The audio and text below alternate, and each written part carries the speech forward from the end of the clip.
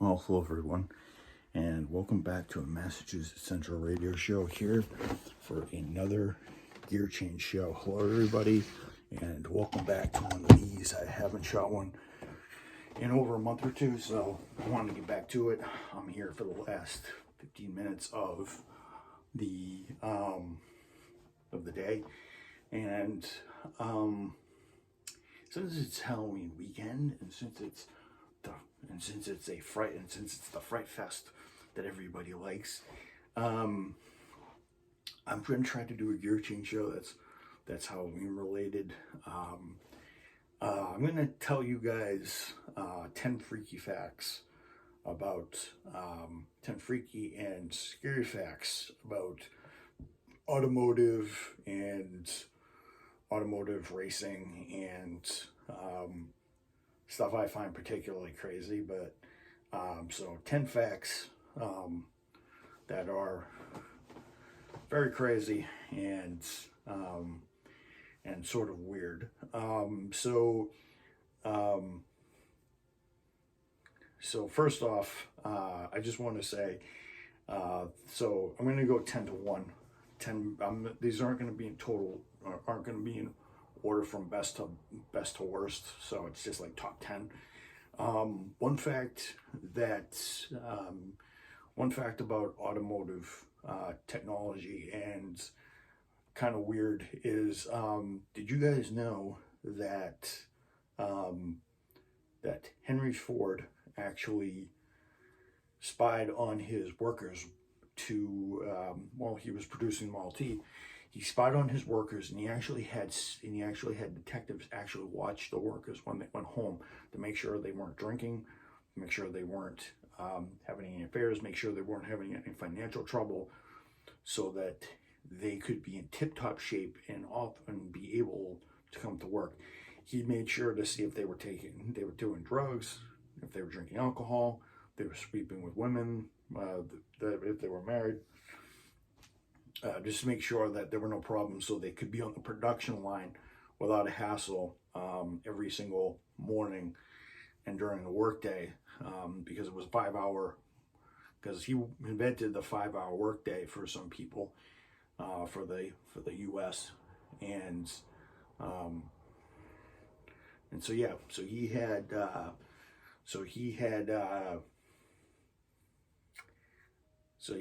proper, so he wanted full control over what his automotive did. The other freaky fact is the way automotive, number 9, some of the way some car makers have their grills.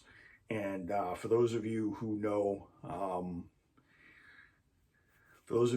not talking about Corvette and Volvo and all those other guys, the ones that have grills and they have snarling teeth. I'm talking about some of the weirder ones.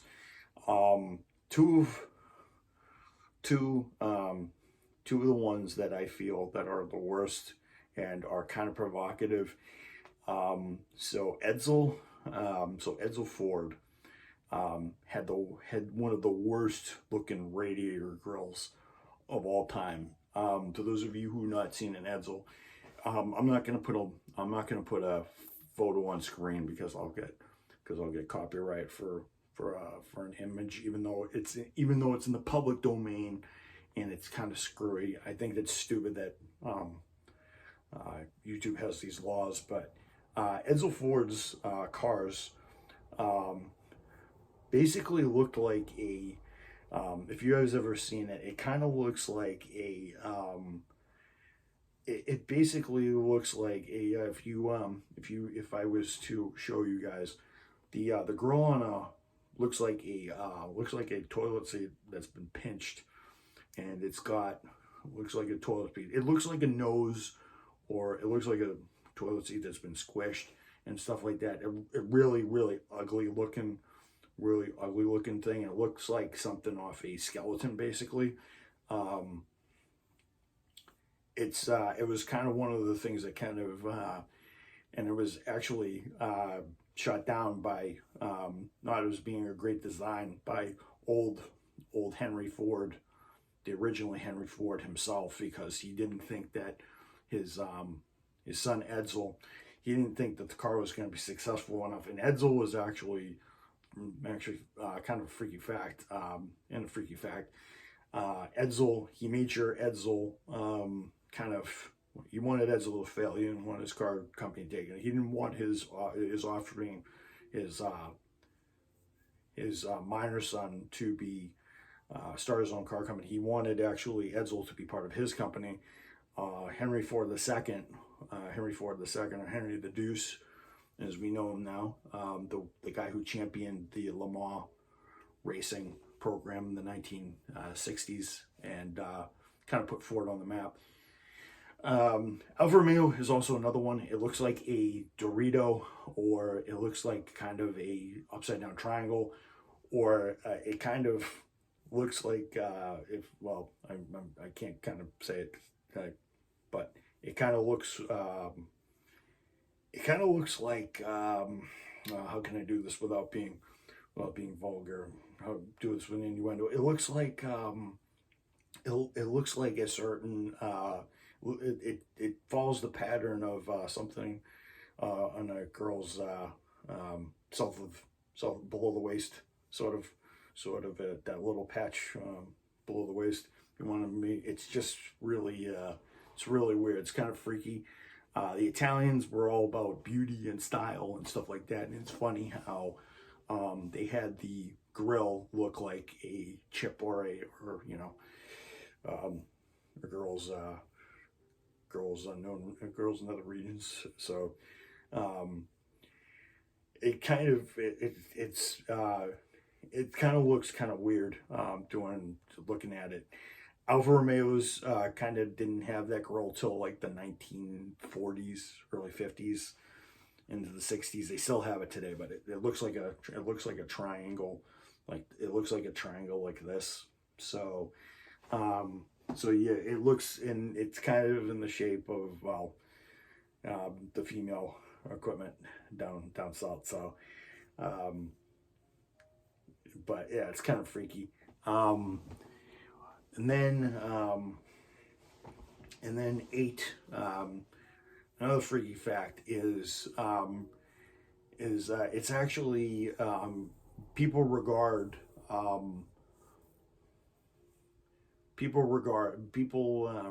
that the people's car.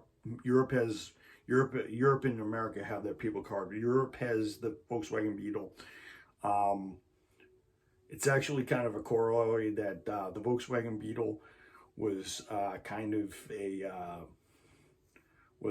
done by a man that, was commissioned by Hitler, of course, and everybody knows about Hitler. He needs no introduction. He was the nastiest man on earth. He created the people car, and he created the mass-produced people car over in Europe.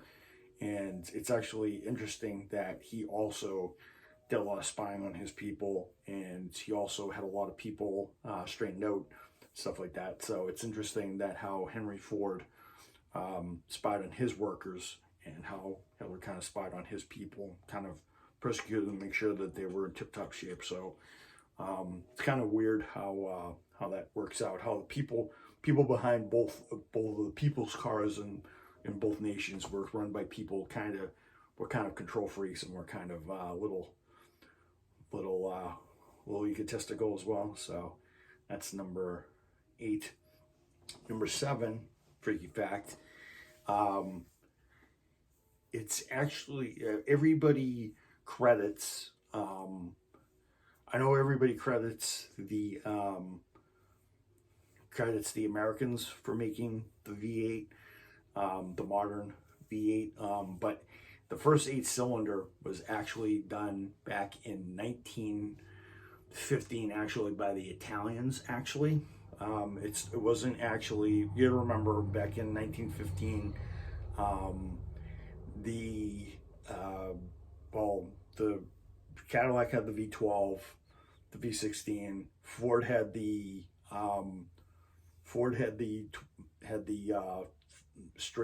4-cylinder and the 6-cylinder. They didn't really get a V8 they really didn't get their V8 till until 1932. So the first 8-cylinder engine was actually done by the Italians. I forget which company it was, but I think it was like 1915, 1916. I can't remember. So yeah, so the Italians actually invented the V8, not the Americans. The Americans made the V angle. The first V8 was done in 1915. It was a very rudimentary 8-cylinder, but the Americans would go with a straight 8 for the longest time until they were able to perfect, the early Buicks had a straight 8. The nail had V8, but I think it was the Italians that actually came up with it. And number 6, almost getting halfway down the list. Everybody will tell you that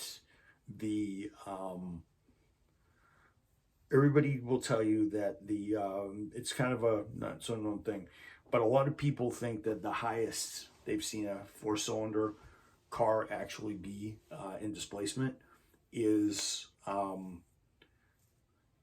well, for those of you who are living under a rock and think that the Japanese who make a 4-cylinder, it's 2.7 liters, that's the biggest one, and you can supercharge and get 1 million horsepower. It's actually true that Offenhauser made a 4-cylinder, 2.6 4-cylinder, but that was a turbo Indy engine.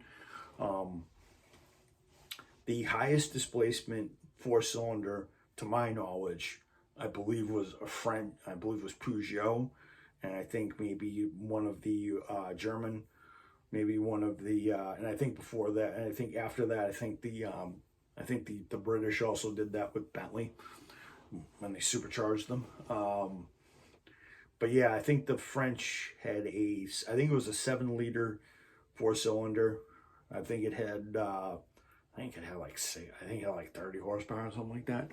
And it was actually an endurance racer. So the biggest 4-cylinder in a car, in an automotive, was Peugeot, and I think it was like 6.5 to 7 liters in displacement. Kind of weird fact, but the French actually had the highest displacement. It's funny how the French actually made an engine that displaced the same amount as a muscle car racing engine in the 427.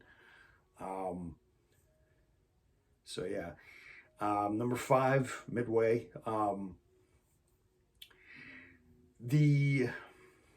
A lot of people will ask, what is the a lot of people will also say, another freaky fact would also be freaky fact or an interesting fact or a scary fact was another scary fact was scary fact for kind of freaky fact was another freaky fact, and something you guys probably didn't know about automotive technology, but I think the freakiest thing to know is freakiest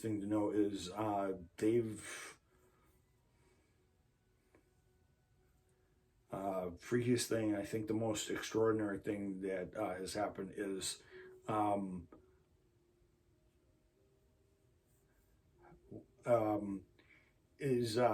how fast of an accident that some people have had in racing terms. A lot of people say that an accident at 60 or 70 on the highway is deadly. Well, I think the fastest a car has actually blown a tire or crashed or gone into a crash is, I think it was a Porsche 962 in the late 80s. I think it was, forget who it was, but I think it was going 225 when the tire blew and it somersaulted. So yeah, so the fastest accident on a racetrack, on a road racing track, I think it was 225. I think it's 225. I think on 225, I believe, on a racetrack, on an official European racetrack. Not Can-Am. Can-Am's kind of, Can-Am cars could go 235, 240, but I don't know if the cars were going that fast, and I think those were a bit controlled. I think there were some crashes, but I know the highest that a tire has blown is over 225 miles an hour, so that's pretty extreme. In drag racing, I think it might be 300. I think it might be 260, 270 miles an hour, because if you lose a tire 270, you can die. So, thank God most of the people who got into those accidents lived, which is kind of miraculous, kind of freaky that they did that. Number four.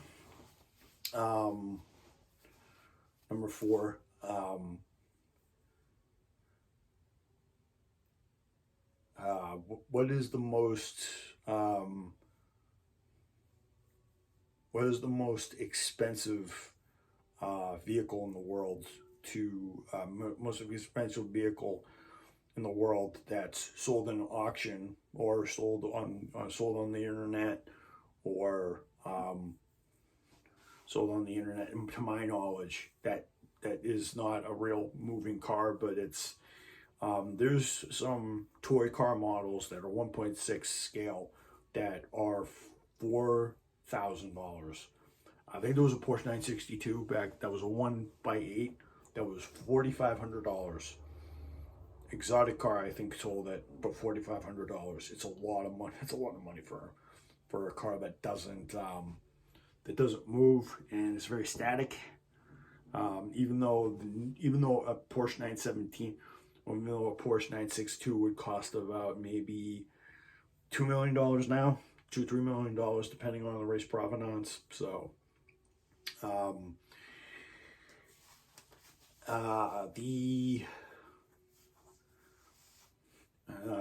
one other, and then number two, getting to the top of the list.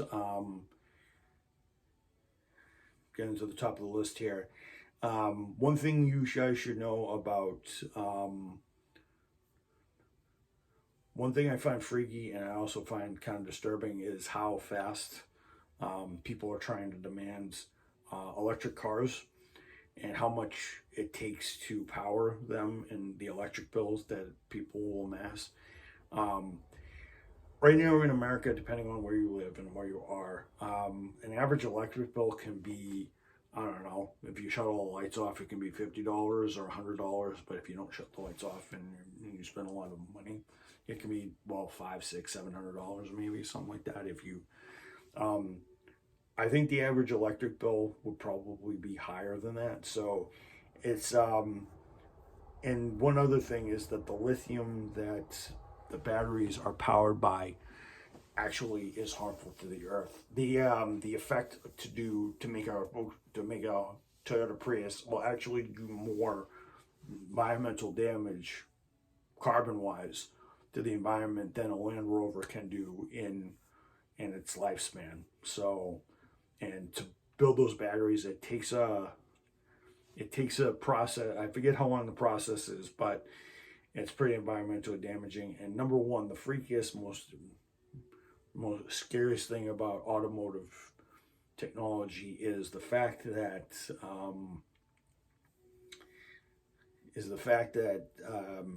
in the last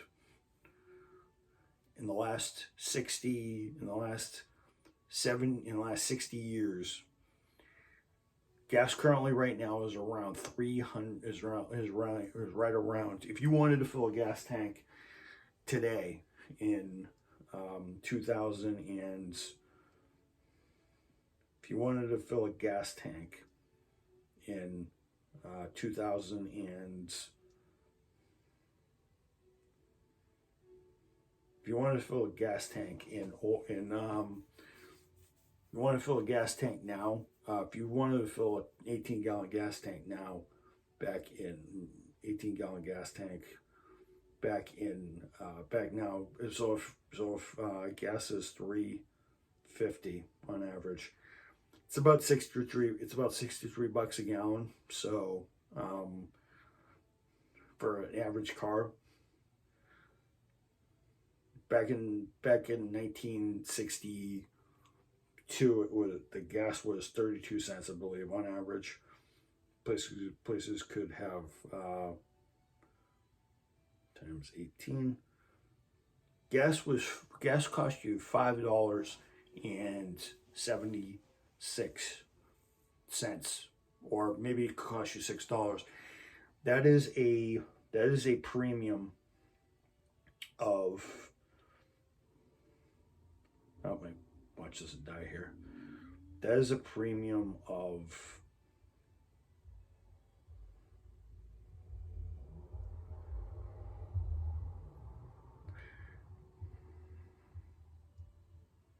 you're paying, but compared to that, you're paying about 11 times more for gas than you did in 1962. So, yeah. So inflation has really gone up over the last couple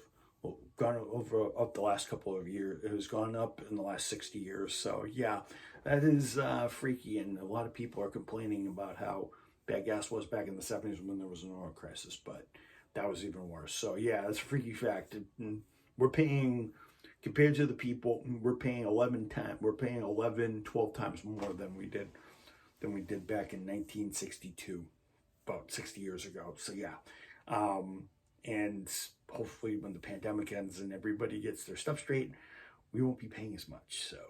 So we can all drive around. So yeah, but yeah. Alrighty, guys. Thought you guys have a little freaky. Thought this would be a little freaky top 10 episode. I know this was a little weird and it was a little freaky, but some of the facts, I kind of wanted to build some suspense. But I hope you guys enjoyed it. And you guys will, and I'll try to do maybe some top 10s for an automotive radio show if I don't want to talk about a topic. But yeah, tomorrow I will also be shooting tomorrow I will also, today's Sunday right now. It's been Sunday for about 15 minutes. Yeah, it's been Sunday for about 15 minutes. So I'll see you guys later. I hope you guys enjoyed this episode. I kind of want to be spooky, suspenseful, and stuff like that, but I hope you guys enjoyed it. So I'll see you guys for episode 370 tomorrow. So I will see you guys later.